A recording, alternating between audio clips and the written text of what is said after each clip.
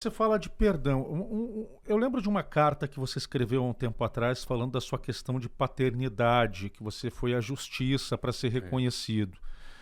Nesse caso também já houve o perdão?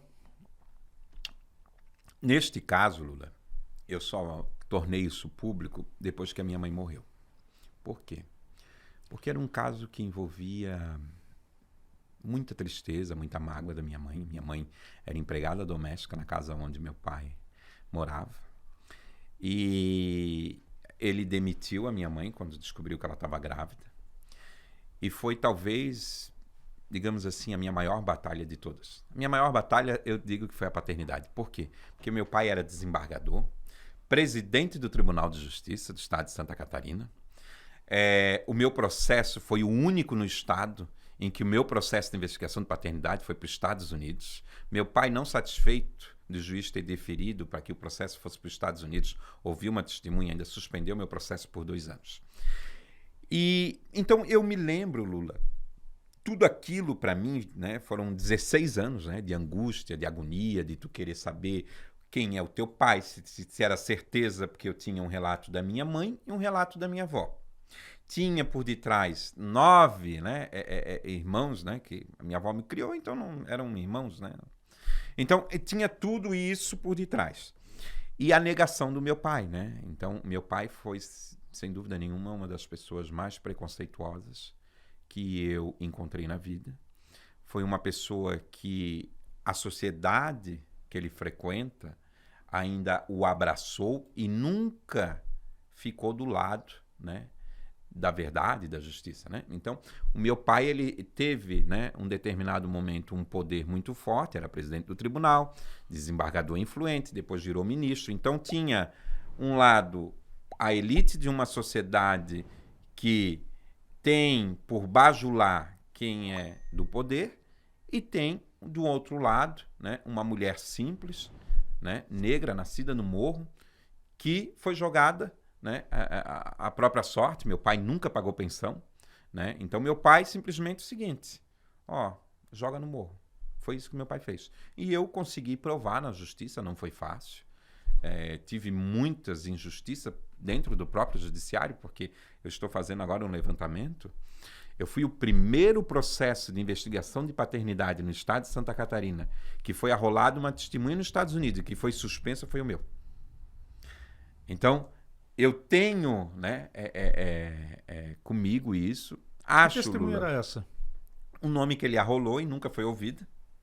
Mas na época, tu imagina, como é que o presidente do tribunal arrola uma testemunha nos Estados Unidos? O juiz ia dizer não? Não, o juiz disse sim.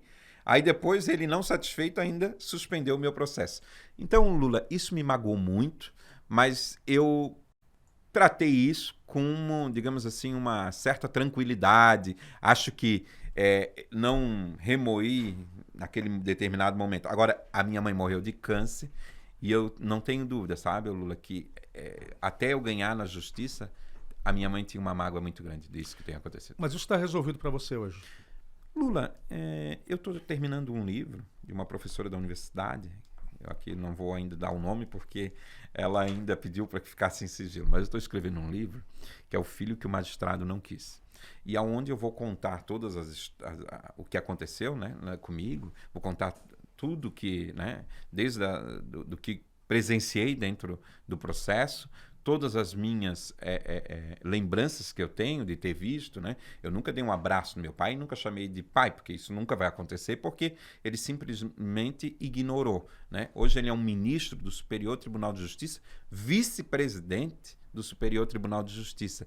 Então, eu entendo hoje que eu tinha que ter passado por isso para me tornar a pessoa que eu sou. Então, essa minha luta, essa minha história, e hoje, Lula, eu já ajudei 56 pessoas, depois de ter publicado aquela carta, 56 pessoas eu ajudei a conhecer os seus pais, porque leram a minha carta foi para todo o Brasil, porque ela teve assim um alcance, foi para Veja, saiu no teu portal, saiu na Isto É, saiu no Correio Brasiliense, saiu no portal Metrópole, teve um alcance gigantesco. E muitas pessoas se identificaram com aquela minha carta.